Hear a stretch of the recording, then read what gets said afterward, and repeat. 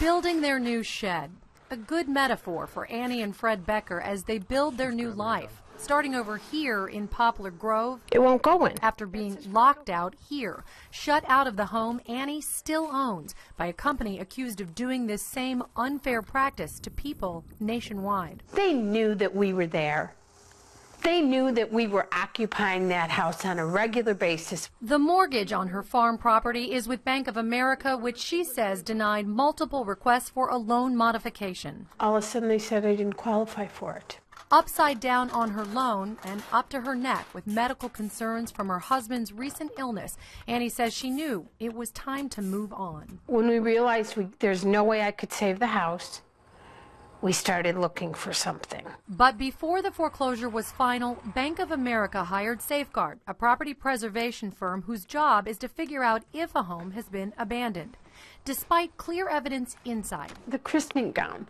You know, that thing's over 100 years old. Belongings boxed up neatly, the Beckers say. The shillelagh, I know how stupid it sounds when I say this, but this is stuff that matters. Irreplaceable items all went missing after Safeguard changed the locks. It's egregious behavior. Real estate attorney George Lattis says Illinois law is clear. Homeowners get to stay until a foreclosure is complete. The bank wasn't the property owner.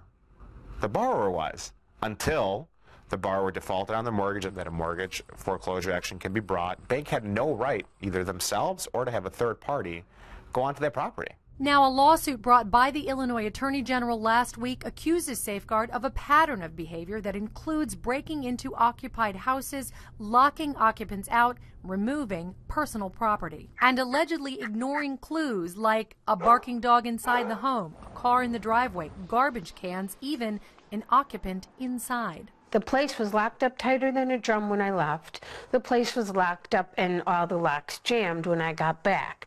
The only people who were in there were Safeguard. Safeguard says it will vigorously defend against the state's charges and takes reports of damage or error seriously and works to fully investigate the matter to identify and address the root cause. That was nice, 13 years.